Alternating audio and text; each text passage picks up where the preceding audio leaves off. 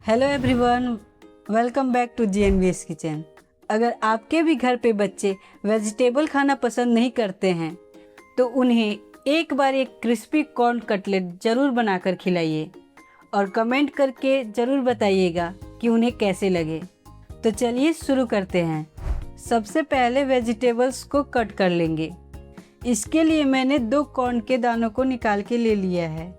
अगर आपको कॉर्न के दानों को हाथ से निकालने में प्रॉब्लम हो रही हो तो आप इसे एक नाइफ की मदद से ऐसे निकाल सकते हैं, जैसा मैं कर रही हूँ। अब इसे एक जार में डालकर हल्का दरदरा पीस लेंगे। ध्यान रहे, मिक्सी को ज़्यादा देर तक नहीं चलाना है, नहीं तो इसका पेस्ट बन जाएगा। देखिए, ये ग्राइंड हो चुकी है। इसकी कंसिस्टेंसी कुछ ऐसी होनी चाहिए। अब इसे और हेल्दी एंड टेस्टी बनाने के लिए कुछ और वेजिटेबल्स कट कर लेते हैं। इसके लिए मैंने एक गाजर लिया है। अब इसको ऐसे स्लाइसेस में कट कर लेंगे। इसके बाद इसको लंबे लंबे लच्छों में कट कर लेंगे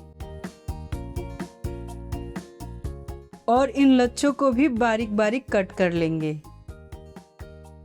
अब ये जो बीन्स हैं, इनके एंड्स को पहले कट करके हटा देंगे, फिर इनको भी फाइनली चॉप कर लेंगे। अब एक शिमला मिर्च लेंगे और इसे भी पहले स्लाइसेस में कट कर लेंगे।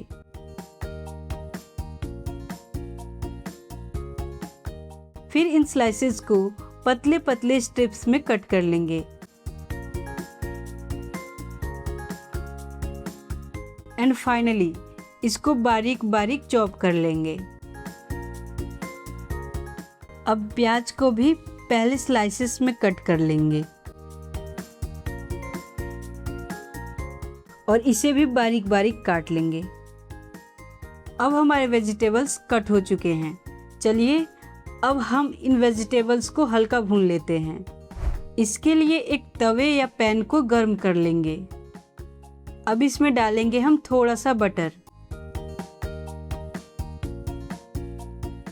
और जब बटर मेल्ट हो जाए तो इसमें चॉप किए हुए गार्लिक को डाल देंगे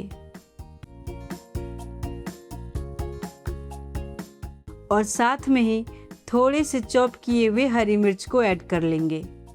जब लहसुन हल्का गोल्डन ब्राउन हो जाए तब हम ऐड करेंगे ग्राइंड किए हुए कॉर्न। अब इसको मीडियम फ्लेम पर तब तक भूनेंगे जब तक कि कॉर्न ड्राई ना हो जाए।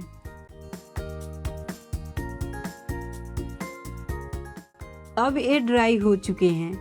अब हम इसमें डालेंगे बीन्स, चॉप किए हुए प्याज, गाजर, शिमला मिर्च।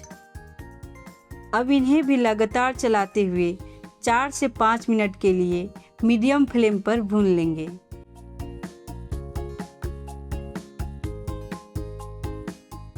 अब ये अच्छी तरह भून चुके हैं। जब तक ये ठंडे हो रहे हैं, चलिए तब तक कटलेट की कोटिंग के लिए प्रिपरेशन कर लेते हैं। सबसे पहले ब्रेड क्रम्स तैयार कर लेते हैं। ब्रेड को ऐसे किनारों से काटकर ब्राउन पार्ट को हटा देंगे।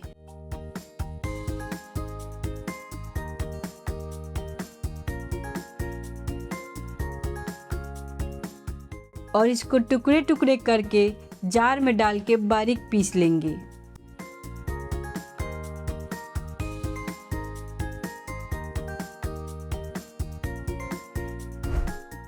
देखिए, हमारे ब्रेड क्रम्स तैयार हैं। चलिए अब स्लरी की प्रिपरेशन कर लेते हैं। एक बाउल में 2 टेबलस्पून कॉर्नफ्लावर लेंगे, 1 टेबलस्पून बेसन, हाफ टेबल स्पून काली मिर्च, हाफ टेबल स्पून नमक। अब हल्का सा पानी डालकर इसकी एक पतली सी स्लरी तैयार कर लेंगे।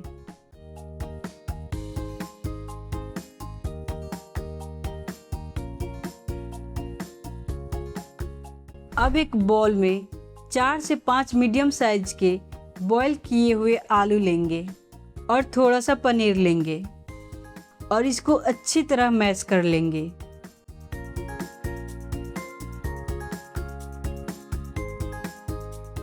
अब इसमें भुने हुए वेजिटेबल्स को ऐड कर लेंगे। इसके बाद इसमें डालेंगे स्वाद अनुसार नमक, चिली फ्लेक्स, गरम मसाला, ऑरिगेनो, काली मिर्च, थोड़ी सी धनिया पत्ती। अब इनको अच्छे से मिक्स कर लेंगे।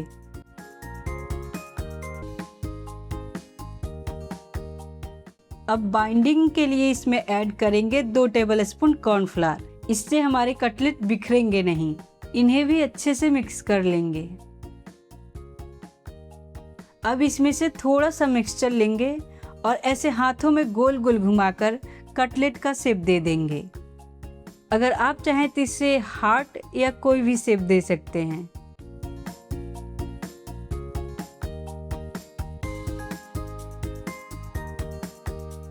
देखिए, अब हमारे सारे कटलेट्स तैयार हो चुके हैं। अब इन सारे कटलेट्स को एक एक कर स्लरी में डिप कर लेंगे।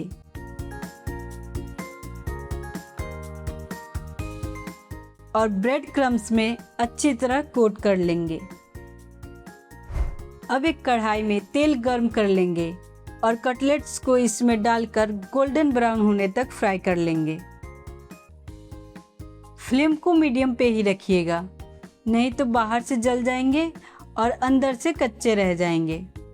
जब तक हमारे कटलेट्स तैयार हो रहे हैं, तब तक इसके साथ एक रिफ्रेशिंग और क्रीमी हरी चटनी भी बना लेते हैं। इसके लिए मिक्सर जार में खूब सारा हरा धनिया, थोड़ी सी पुदीना पत्ती, कुछ हरी मिर्च और थोड़ा सा दही डालकर एकदम स्मूथ पेस्ट बना लीजिए।